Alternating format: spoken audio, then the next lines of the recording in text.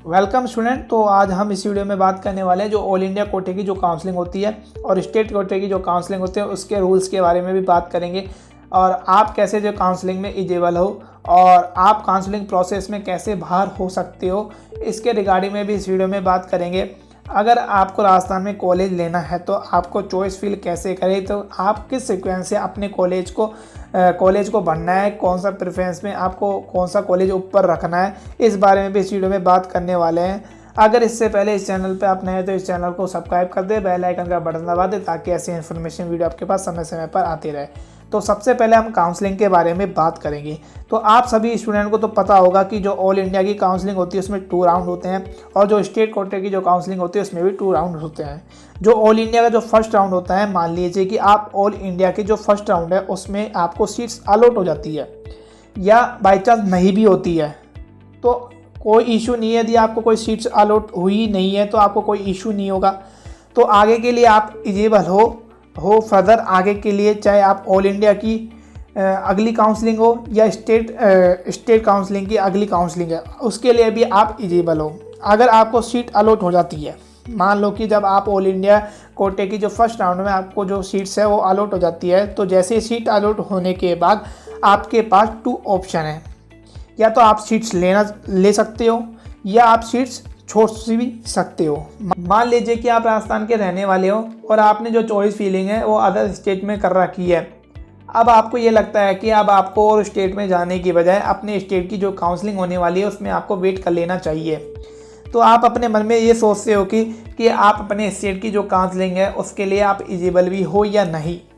अगर आप जो फर्स्ट राउंड की काउंसलिंग हुई थी ऑल इंडिया की, यदि आपको जो सीट अलॉट हुई थी आप उसे छोड़ देते हो, तो मैं बता दूं कि आप वो सीट छोड़ देते हो तो आप फर्स्ट राउंड की जो स्टेट काउंसलिंग है वो आप उसके लिए एलिजिबल भी हो और सेकंड राउंड की काउंसलिंग के लिए भी आप एलिजिबल हो। अगर आप जो फर्स्ट राउंड में ऑल इंडिया के थ्रू आपको जो सीट मिली थी आप उसे ज्वाइन नहीं करते हो, तब फिर आपको मौका मिलता है स्टेट के फर्स्ट राउंड में।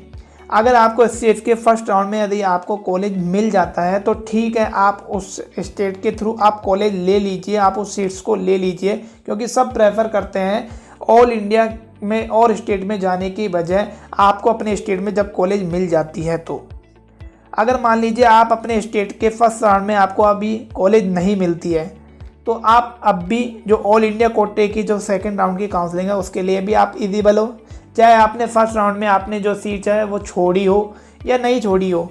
अगर आपको मिल जाती है सीट्स तो आप ज्वाइन कर लीजिए और उसे अपग्रेड करा सकते हो ऑल इंडिया के सेकंड राउंड में।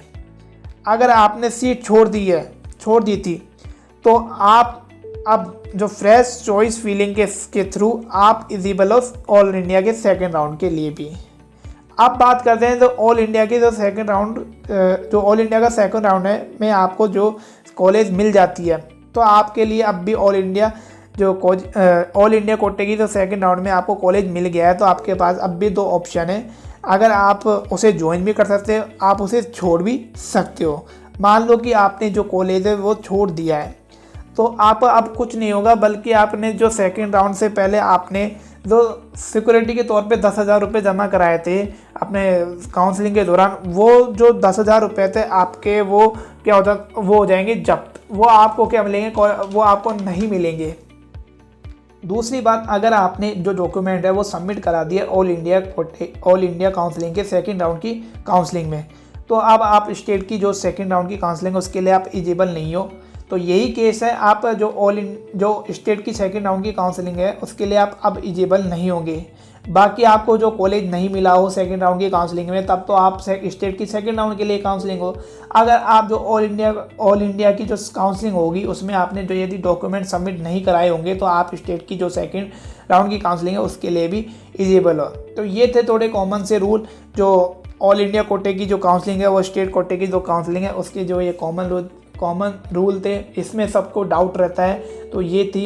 अब बात करेंगे हम कि आपको कौन से सीक्वेंस में आपको कॉलेज बनना है, कि कौन से आपको चॉइस फीलिंग में कौन सा कॉलेज आपको ऊपर रखना है, उसके बारे में भी आगे बताने वाला हूँ इसी वीडियो में। मैं बता दूँ कि जो सबकी ओपिनियन वो अलग अलग होती है और मैं अपनी ओपिनियन के अनुसार बताऊँगा कि आपको कौन सी जो कॉलेज वाइज है राजस्थान में जो चॉइस फीलिंग के दौरान भरनी चाहिए।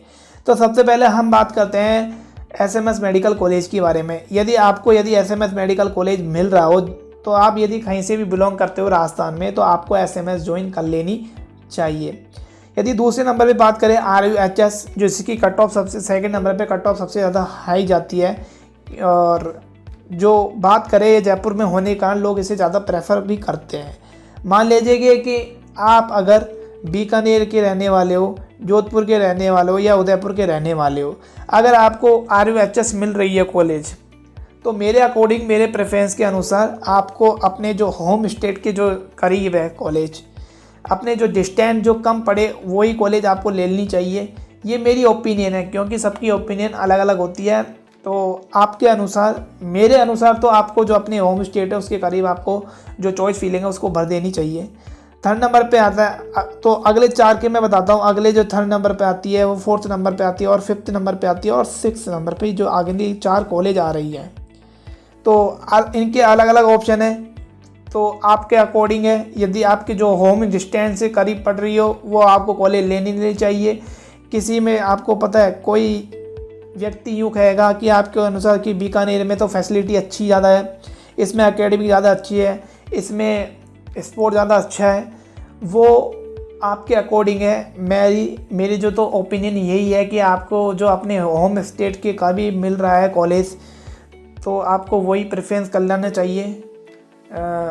वो आप, और उसके बाद आपकी चॉइस है आपको कौन सा बनना है। मैं तो अपने अकॉर्डिंग के बता रहा हूँ, क्योंकि सबकी ओपिनियन वो अलग अलग होती है। उसके बाद तो आपको कोटा बनना है और उसके बाद झालावाड़ बनना है। न्यू मेडिकल कॉलेज की बात करें तो न्यू मेडिकल कॉलेज की बात करें तो उसमें कोई भी प्रेफरेंस नहीं है। आपको जो भी कॉलेज मिल रहा हो आप कोई सा भी ले सकते हो, इसमें कोई भी वो नहीं है। आपको एक इम्पोर्टेंट बात बता दूं कि जब आप ऑल इंडिया की जो काउंसलिंग के दौरान जब आप फील करोगे समय पर, तो कुछ बात आपको ध्यान रखनी है कि कुछ स्टेट ऐसे हैं कि आपको वहाँ ये ध्यान उसमें वो आपको भरने से पहले ये ध्यान रखना है कि क्या उस स्टेट में बॉन्ड तो नहीं है। मतलब कि आप MBBS कर लेते हो और MBBS करने के बाद आपको कुछ साल उसी जो स्टेट है उसमें आपको सर्विस देनी पड़ सकती है। तो आपको ये ध्यान रखना है कि आपको चॉइस फील करते समय आपको उस स्टेट में बॉन्ड तो नहीं है।